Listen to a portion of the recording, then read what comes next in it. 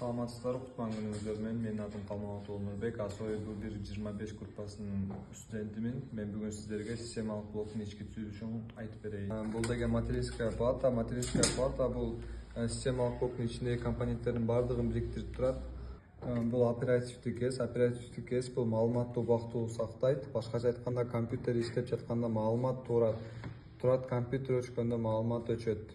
Бунун салынуучу жери могул жерге салынат, мындай болуп киргизилип катырылат.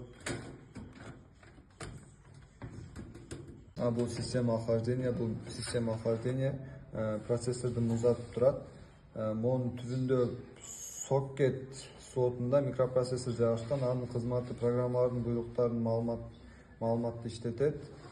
Микропроцессордун ичинде кэш память бар. Кэш память сактоочу кызматты аткарат. Бул болсо PCI 1, PCI 2, PCI 3 жана AGP1 соту. Бул болсо DIMM, булар болсо регуляторлор.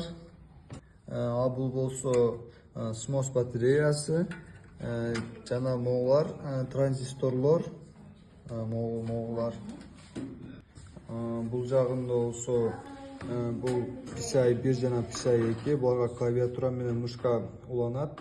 Могул болсо порт USB эко тең жана могул болсо последовательный порт, VGA порт жана параллельный порт. Бул болсо акуст 1 жана акуст киргизүүчү жана чыгаруучу. Бул болсо микрофондун улануучу жери.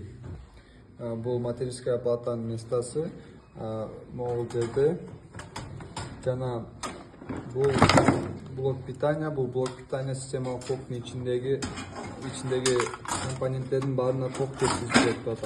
Анын местасы болсо могул жерде. Бул жесткий диск, бул маалыматты узак убакытка чейин сактап берет. Жана местасы могул жерде. Бул болсо дисководдун местасы могул жакта. Ушул жакта. Шлейф, бул шлейфтин сайлап турчу жери могул жер жана бул жерге